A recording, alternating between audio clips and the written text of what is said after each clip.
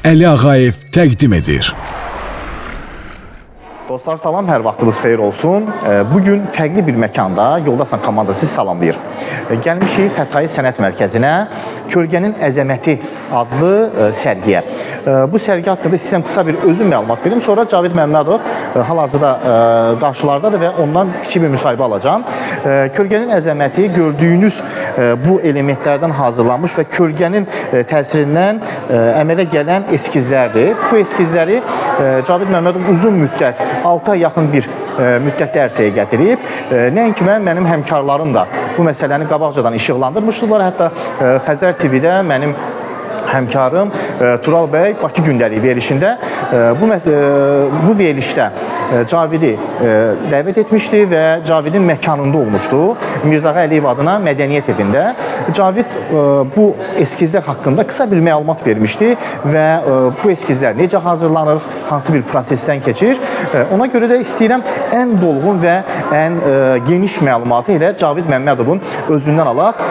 Cavid bəy, salam, xoş gəlmisiniz. Salam. Siz xoş gəlmişsiniz. Minnətdaram, çox sağ olun. Cavid bəy, Xətai Sənət Mərkəzində belə bir qeyri-adi tədbir ilk dəfədir. Çünki mən kifayət qədər özüm də incəsənət həvəskarıyam, çəkilişlərdə, portret rəsmlərinin təqdimatlarında oluram. Amma ümumiyyətlə Azərbaycanda bu cür tədbir, bu cür təqdimat birinci dəfədir. Düzdür, Bakı gündəliyi verilişində kiçik bir məlumat vermişiz, amma istəyirəm bizim izləyicilərimizə tam dolğun bir məlumat verəsiniz ki, ideya hardan yarandı, nəyə görə və hansı yolları keçmişsiniz bu cür proqramın əmələ gəlməsindən ötürü. Əvvəla təşəkkür edirəm Əli müəllim sizə və komandanıza. Çox sağ olun. Gəlmisiniz, dəstək olursunuz, işıqlandırmaqla bağlı dəstək olursunuz. Buyurun, təbii. Mətbuat hissəsindən belə deyək. Mən onu qeyd edim ki, sərgiyə uzun il, əslində sərgiyə Ulu Öndərin 100 illiyinə biz hazırlaşırdıq. Bəzi texniki məsələlər, texniki problemlərdən dolayı biz biraz yubatdıq. 102 ilinə təsadüf elədi. Biz 102-ci ilinə çatdıra bildik bunu. Niyə görə kölgənin əzəməti?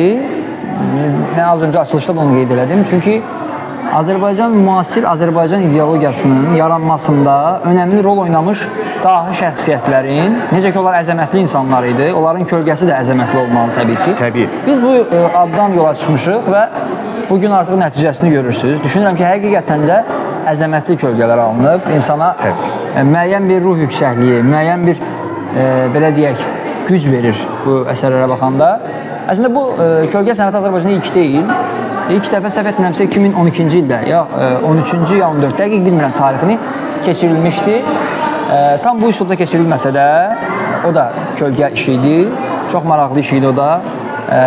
Mən, belə deyək, 6 aydır gecəli gündüzü çalışır. 12 dənə iş var burada. Bunlardan biri sərginin adıdır. Digərləri isə 11 nəfər daha şəxsiyyətin kölgə sənəti ilə portretidir. Bunlardan biri də Ulu Öndərə həsr olunub. Təbii ki, ümumiyyətlə, bugünkü sərgimiz Ulu Öndərə həsr olunub. Adından da məlum olduğu kimi. Başqa nəsə sualınız varsa? Başqa sualım, istəyirəm hal-hazırda gördüyümüz eskizlər barədə kiçik bir məlumat verəsiniz ki, eskizləri necə hazırlamışsınız və bu hazırlanma prosesi necə ərsəyə gəlib? Ümumiyyətlə, mən sizə qeyd edeyim ki, bu biraz yaradıcı sahə olduğu üçün biraz biclik edirik. Biz tam olaraq izah eləmirik. Nəyə necə etdiyimizi, hərəmizin öz texnikamız olur. Burada mən 3 texnikadan istifadə eləmişəm. 3 növ texnikadan istifadə eləmişəm. İşıqda kölgə, kölgədə işıq, bir də sadəcə siluet hazırlamışam. Yəni, burada sima görsənmir.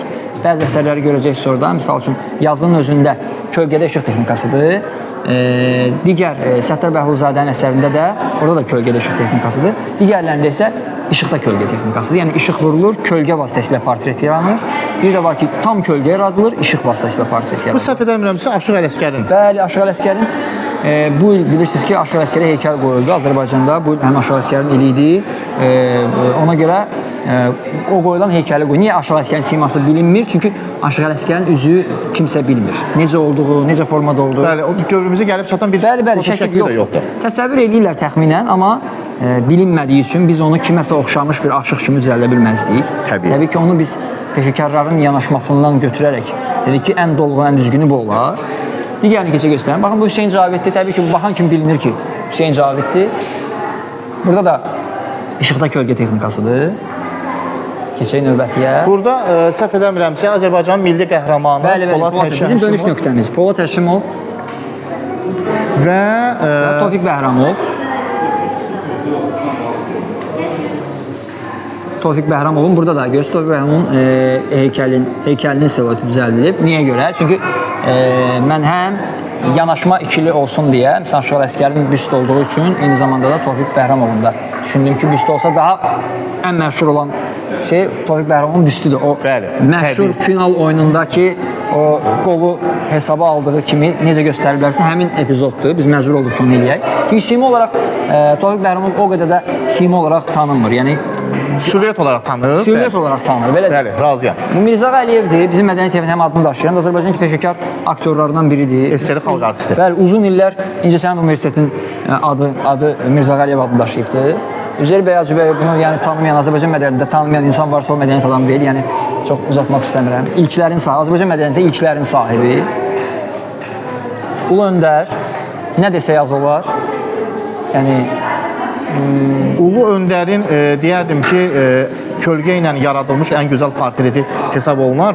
Çünki tam olaraq nəzərimizdə və kiçik yaşlarımızda gördüyümüz Ulu Öndərin tamamilə kölgə vasitəsilə portretini burada ərsəyə gətirmişsiniz. Buna görə ayrıca təşəkkür edirəm çox sizə. sağ olun, təşəkkür edirik. Səttar Baxlızadə Azərbaycan incəsənətinin Rəssamlıq sənətinin əsaslı sütunlarından biri. Bəli. Burada texnika fərqlidir, görürsünüz. Kölgədə işıq texnikasıdır. Burada şəkil işıq vasitəsilə görsənir. Biri var kölgə vasitəsilə, fərqli texnikadır. Fikir versəz texnikalara, burada işıqda kölgədir.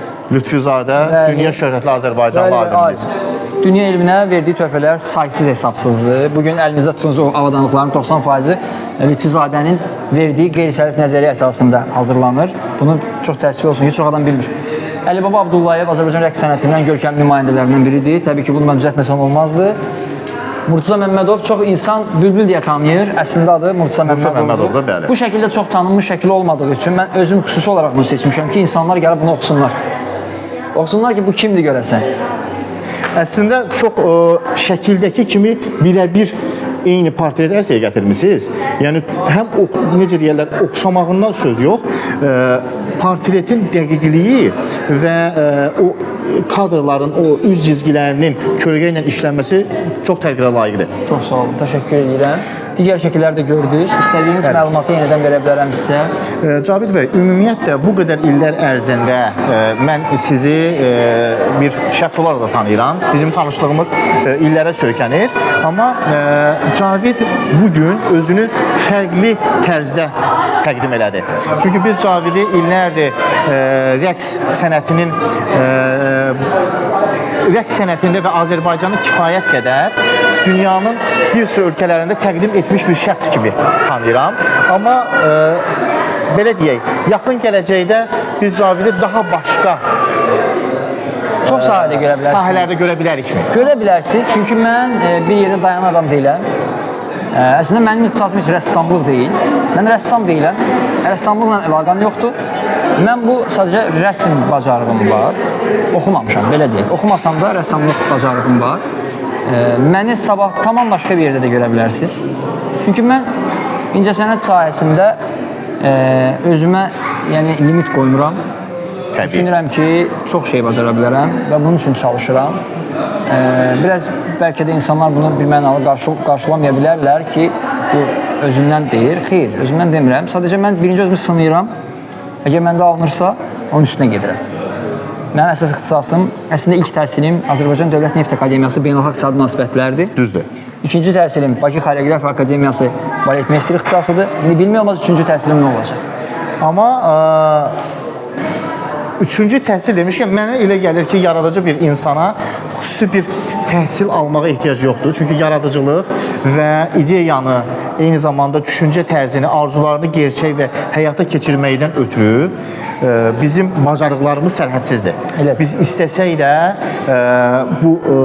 istəməsək də, əgər bu qabiliyyət və bu bacarıq səndə varsa, kiçik bir zaman keçir, uzun bir zamandan sonra da fərqi yoxdur.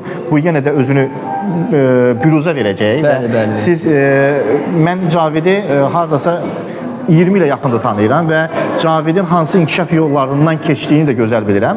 Amma bugün mən Cavidi tam başqa bir yöndən, tam başqa bir incəsənət yaradıcılığı deyək də bu. Bu sırf incəsənətin yeni bir təcəssümüdür ki, bugün Cavidi yeni tərzdə kəşf elədik. Cavid, sənə işlərində uğurlar arzulayıram. Çox sağ ol. Nə yaxşı ki, gəldik. Nə yaxşı ki, səni bu sərgində iştirak elədik və ümid edirəm ki, yaxın gələcəkdə səni incəsənətin daha başqa bir sektorunda həm görəcəyik, həm də bir yerdə əməkdaşlıq edəcəyik. İnşallah qardaş. Çox xoş oldu. Minnətdaram. Çox sağ ol. Dostlar, belə Cavid Məmmədovla kiçik bir müsahibəmiz oldu və bu sərgidə və bu qalereyada olan ən son yeniliklərlə sizi tanış elədik. Yoldasan komandasının yaxın zamanlarda daha böyük çəkilişləri və daha fərqli məkanlardan sizi salamlamağı labüddür. Çünki Yoldasan daima yoldadır, daim yenilikləri işıqlandırır. Özünüzdən müğayət olun, ən son yeniliklərdə xəbərdar olaraq.